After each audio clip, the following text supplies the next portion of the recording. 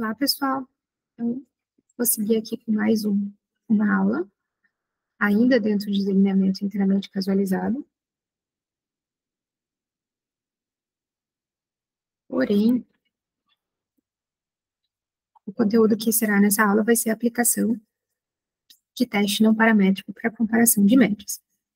O objetivo, então, é continuar com esse experimento, em que nós temos 4 tratamentos, as variáveis cobre, zinco, pH e matéria orgânica, e para a variável zinco, fazer análise e verificar se alguma transformação resolve normalidade ou homocedaticidade. Caso isso não seja possível, aplicar um teste não paramétrico. Seguindo aqui, continuamos com o mesmo objetivo, né? Para essa variável resposta escolhida, avaliar se a aplicação dos tratamentos promove diferenças significativas. Então, a análise de dados inicia com uma estatística descritiva, aí a verificação dos pressupostos de normalidade e homogeneidade de variâncias. Caso não, a variável resposta ou o resíduo da variável original não tenha distribuição normal ou variâncias homogêneas, aplicamos as transformações dos dados, que são funções matemáticas. Após cada transformação, verificamos os pressupostos. Ficamos nesse caminho. E, se por algum motivo nenhuma transformação testada foi possível garantir os pressupostos de normalidade e homogeneidade de variâncias, podemos aplicar alguns testes equivalente à análise de variância, por exemplo, que são os testes não paramétricos para comparação de média. Os testes não paramétricos, eles não supõem nenhuma distribuição da variável resposta, da população da variável resposta. Então, eles também, para os testes não paramétricos também, pode ser feito os testes de comparação de média, e seguimos com a interpretação dos resultados. Então, aqui, esse fluxograma é o que nós seguimos até aqui, né? Então, o primeiro caso tinha distribuição normal e variâncias homogêneas, aplicamos a distribuição normal, a análise de variância e o teste de comparação de médias. O segundo exemplo, quando não tinha distribuição normal, foi aplicada uma transformação e, depois disso, atingiu os pressupostos de normalidade e variâncias homogêneas, e aí usamos a ANOVA com dados transformados. E aqui eu só deixei um exemplo da transformação de Box e Cox, que é uma possível transformação que podemos aplicar aos dados também. Então, inicialmente, vou até... deixa eu verificar o que mais tem aqui. Isso, então os testes não paramétricos, então são quando os pressupostos de normalidade e homogeneidade de variâncias não são satisfeitos, mesmo após a aplicação de transformação, a análise de variância tradicional não é adequada. Então, nesse caso, recorremos a testes não paramétricos. E esses testes não dependem, então, de distribuições específicas para os dados, o que os torna mais robusto. Então, um teste muito utilizado é o teste Kruskal-Wallis, que é um exemplo de teste não paramétrico, equivalente à análise de variância. Seguindo. Esse link aqui, vou deixar disponível para vocês, só acessar aqui a página, e lá tem um exemplo específico dessa comparação entre a análise de variância e o teste Kruskal-Wallis com os comandos para execução no R. Então, falando em teste não paramétrico, quando nós queremos fazer a comparação entre dois grupos, considerando a opção paramétrica, a gente usa um teste T. O teste não paramétrico para isso seria o teste Mann-Whitney. Quando nós queremos fazer a comparação de 2 ou mais grupos, no caso paramétrico, utilizamos a ANOVA, e o não paramétrico, o teste de Kruskal-Wallis. E para comparações múltiplas, um dos testes que usamos é o teste de Tuck, no caso paramétrico, e no caso não paramétrico, tem esse teste de Nemeni. Então, seguindo aqui, vamos fazer a análise lá no R para a variável Z. Então, abrindo aqui o RStudio, essa rotina de dados também ficará disponível para vocês. Então, novamente, venho aqui, importo meu banco de dados, entro aqui, abro ele, renomeio como dados. Aqui está o banco de dados. Tá, então agora eu vou E a variável analisada, então, vai ser a variável resposta, renomeei como resposta, a coluna de dados do ZIM. Tratamentos são os tratamentos, a coluna de tratamento. Então, aqui os comandos para a estatística descritiva, tabela com média, variâncias, desvio padrão e coeficiente de variação. Então, nota-se que, falando aqui do coeficiente de variação, né, o coeficiente de variação foi diminuindo conforme foi acontecendo os tratamentos, ó, era 69 no T0, 26 no T1, 11 no T2 e 3,5 no T3. Não tivemos valores muito altos para zinco, então o zinco é uma variável que apresenta pequenos valores no solo, o maior foi no T1, 1,52, e aí vamos verificar como que está a dispersão desses dados aqui, para cada repetição, nesse caso aqui, ó, então, como já comentei do coeficiente de variação, então o T0 tem a maior dispersão, seguido do T1, do T2 e do T3. Verificando os box plot para esses tratamentos.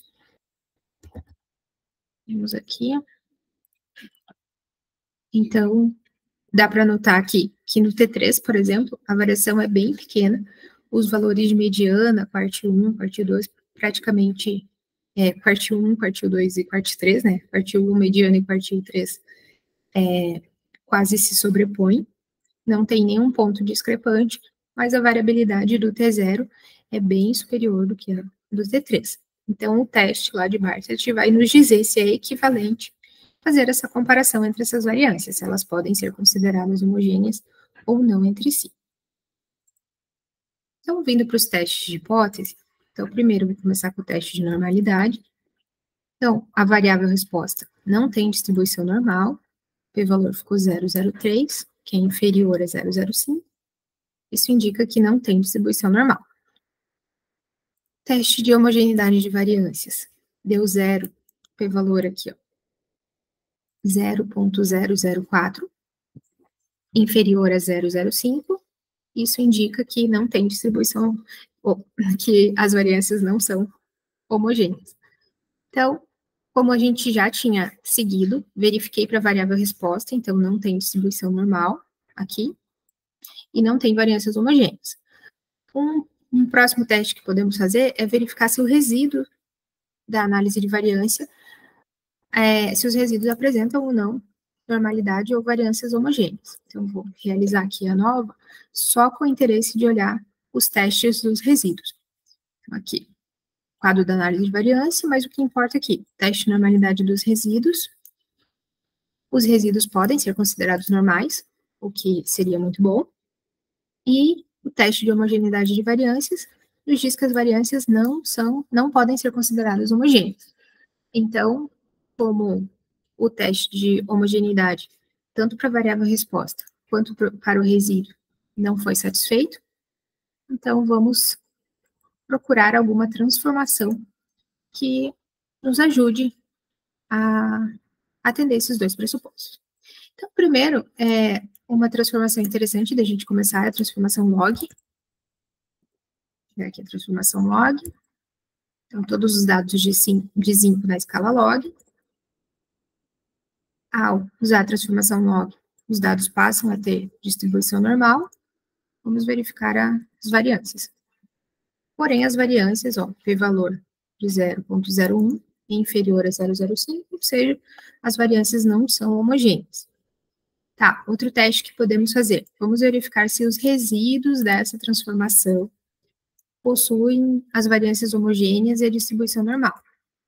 Então, executei a nova aqui. Eu não estou avaliando o resultado do teste de Tukey ou o quadro da nova, porque meu objetivo nesse momento é só verificar os pressupostos. Então, para o teste de normalidade, os resíduos podem ser considerados normais e a homogeneidade de variância, as variâncias não podem ser consideradas homogêneas. Então, dá para notar que aqui no conjunto de dados do zinco, o problema está sendo com a homogeneidade de variâncias.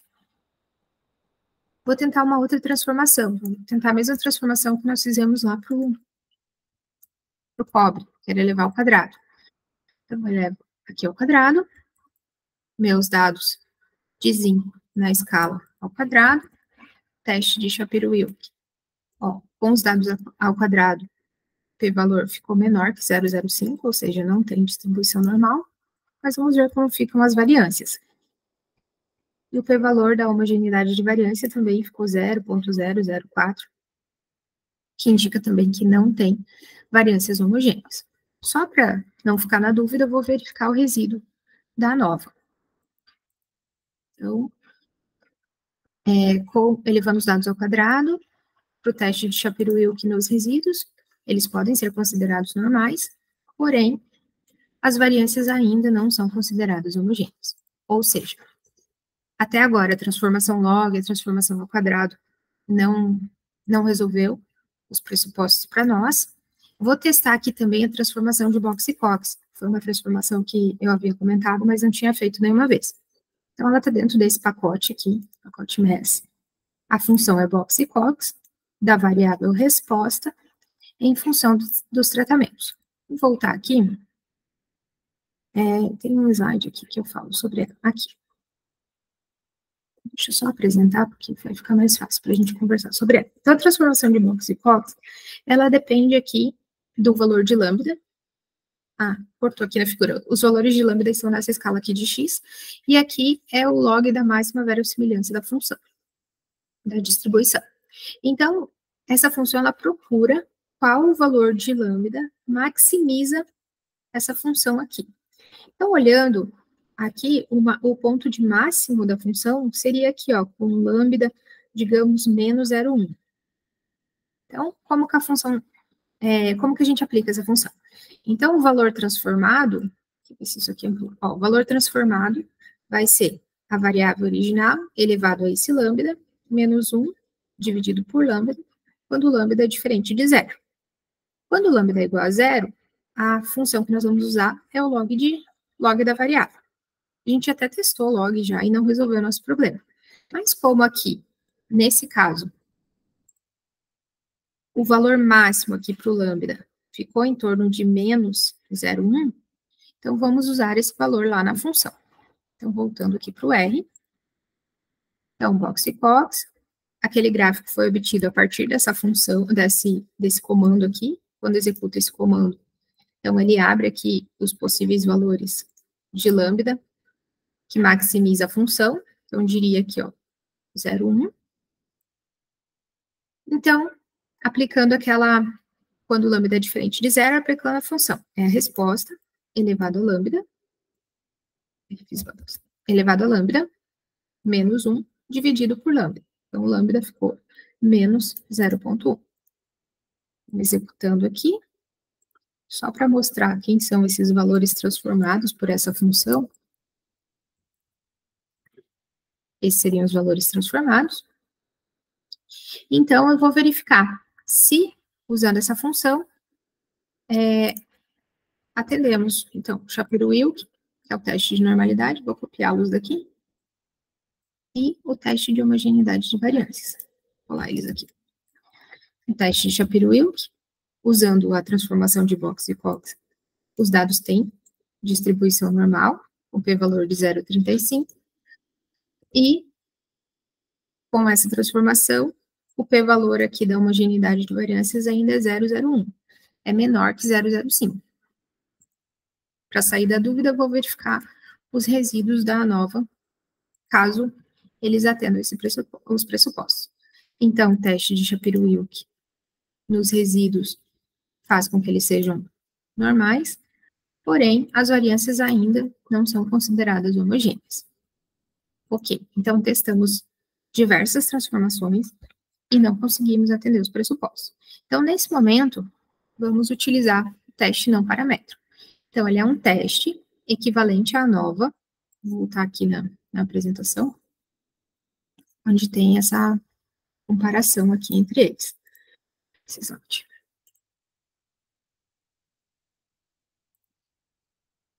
Está demorando um pouquinho. Mas aqui a gente já consegue ver que o equivalente à ANOVA, então, seria aplicar teste para os Cauolis e Depois dele, caso a gente queira fazer uma comparação múltipla, o teste de tanque. Então, vamos seguir esse caminho. Então, aqui tem alguns comandos que nos ajudam a entender e executar esses testes. Então, o primeiro deles aqui, o teste Kruskal-Wallis. As hipóteses são que os tratamentos são iguais entre si, ou, caso isso não seja verdade, há pelo menos um grupo diferente dos demais. A regra de decisão vai ser a mesma que nós já utilizamos até agora. Se o p-valor for menor que 0,05, rejeitamos a hipótese H0. Então, a função que nós vamos usar é Kruskal.teste da resposta em função dos tratamentos. Como nenhuma transformação nos ajudou, então nós aplicamos o teste não paramétrico na variável resposta na escala original dela. Então, fazendo isso, ele vai nos dizer o seguinte, ó, o p-valor deu 0,07. Aqui, pela minha regra de decisão, 0,07 não é menor que 0,05, ou seja, os tratamentos são iguais entre si. Porém, diferente do que muita gente acredita, o teste de Kruskal-Wallis, ele não foi, coloquei isso aqui, ó, ele não foi construído inicialmente para comparar médias, medianas ou qualquer outra igualdade entre os grupos de tratamento. Ele é indicado para testar a hipótese de que duas, né, no caso aqui, 4 ou mais populações têm distribuição igual ou não. Então, quando a gente faz, e aqui vou deixar também link para vocês lerem mais sobre o teste.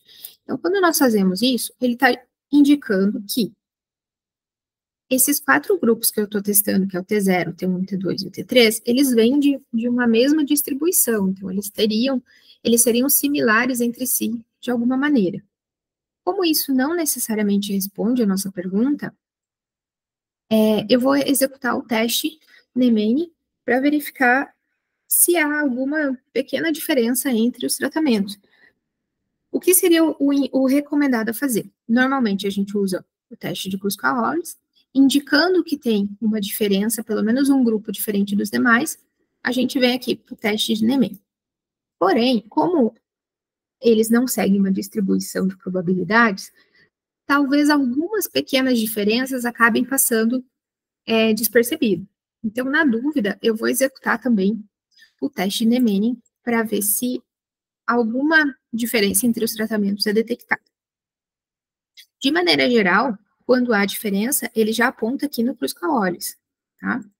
Mas, na dúvida, vamos rodar o teste de comparação de média. Então, para esse teste, ele está dentro desse pacote PMCMR+, com essa função aqui. Então, é a resposta em função dos nossos tratamentos. Executo aqui. Tá. Então, o que esse teste nos diz? Ele faz uma comparação tratamento a tratamento. Então, copiei esse resultado aqui, coloquei aqui na apresentação, porque isso nos ajuda a entender melhor esse resultado. Deixa eu voltar aqui. Tá, então, aquele resultado que aconteceu lá, ele está aqui. Ó. Então, seria a comparação, como se fosse uma matriz do T0 com o T1, T0 com o T2, T0 com o T3, T1 com o T2, T1 com o T3 e o T2 com o T3. E esses valores que estão aqui são os p-valores. E aí, se o p-valor for menor que 0,05, indica que os tratamentos são diferentes entre si. Então, fazendo essa comparação, aqui, ó, o T0 e o T1. O p-valor deu 0,324. Então, anotei aqui do lado. T0 e T1, p-valor 0,324. Como não é menor que 0,05, os tratamentos são iguais. O T0 e o T2, p-valor 0,98. Não é menor que 0,05, são iguais. T0 e T3, p-valor 0,802, são iguais. T1 e T2, p-valor 0,525, não é menor que 0,05, logo, T1 e T2 são iguais. T1 e T3, p-valor igual a 0,046, menor que 0,05, indica que eles são diferentes. E só para finalizar aqui, ó, T2 e T3, p-valor deu 0,598, que indica que eles são iguais. Essa pequena diferença aqui, ó, 0,046, é muito próximo do 0,05. Talvez foi por isso que o teste de Kruskal-Wallis nos diz que não tem diferença entre os grupos de tratamento. porque aqui essa diferença é muito pequena. Porém, como ela foi detectada aqui, eu vou considerar como diferente nos nossos resultados. Então, como que a gente... Esse é um teste que ele não traz as letrinhas diretamente, igual o teste de Turing, mas nós podemos construir elas a partir dessa comparação. Então, vou abrir aqui a tabela para a gente fazer isso. Então, as mesmas comparações que estão lá, dos p-valores, eu trouxe aqui do lado, para facilitar. E aí, aqui, então, tem a tabela 3, que são os valores médios de zinco no solo em cada tratamento, cada um dos tratamentos, T0, T1, T2 e o T3, e aqui os valores médios da variável zinco. Então, vou começar por esse que é diferente. O objetivo aqui, a partir desses p-valores aqui, construir aquela coluna com as letrinhas aqui. Então, o que mais chamou a atenção é que T1 e T3 são diferentes. Então, eu até coloquei a nota de rodapé já dizendo que letras iguais indicam médias estatisticamente iguais, pelo teste de Enem, com 5% de significância. Então, foi detectada, por exemplo, que T1 e T3 são diferentes. É usual a letra A ficar na maior média. Então, como eles são diferentes, eu vou colocar letras diferentes. Um Azinho para o T1 e um Bzinho para o T3. E aí, vou seguir a sequência aqui, ó. T0 e T1 são iguais. Então, se T0 e T1 são iguais, eu tenho Azinho no T1, Azinho no T0. T0 e T1 são iguais. T0 e T2 são iguais. T0 é A, T2 é A também. T0 e T2 são iguais. T0 e T3 são iguais. Eu tenho um Bzinho aqui no T3. Então, para o T0 ficar igual a ele, eu vou incluir um Bzinho aqui também. Então, agora o T0 e T3 são iguais. Agora, comparando aqui, ó. T1 e T2 são iguais. Então, T1 e T2 são iguais. Já estão aqui iguais, então não preciso mexer. T1 e T3 são diferentes, né? Que foi por onde iniciamos. T1 é A, T3 é B, são diferentes. E agora, T2 e T3 são iguais. Então, se o T3 é B e o T1, o T2 é igual a ele, então eu vou adicionar um Bzinho aqui. Então, agora, T2 e T3 são iguais estatisticamente. Só para ficar no mesmo modelo das demais tabelas, geralmente a gente põe isso aqui sobrescrito, aqui da média. E P. Agora, eu tenho, a partir daquele resultado de p-valor, a tabela aqui com os valores médios e a comparação pelo teste não paramétrico. Então, voltando aqui para a apresentação, esse seria, então, o resultado final, essa tabela aqui, o resultado final do nosso teste de comparação de média, nosso teste não paramétrico. Eu deixei aqui, na sequência, dois artigos, um falando específico aqui do teste de Kruskal-Wallis, e outro que fala a filosofia de alguns testes estatísticos, no que eles são baseados. Então, esses dois links para vocês, ok? Então, encerro essa aula aqui. E um detalhe importante, antes de encerrar, é que toda vez, então, que a gente não conseguir atender os pressupostos, ou não fizer sentido essa comparação por meio de uma distribuição, nós podemos usar os testes não paramétricos. Um detalhe interessante dos testes não paramétricos é que toda a evidência que nós temos para usar na comparação tem que vir dos próprios dados.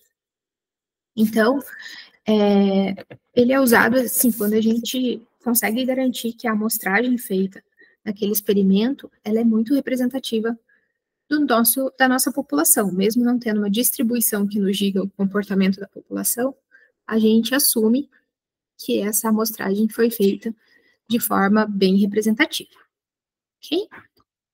Então é isso, e encerramos aqui mais um exemplo de análise de dados.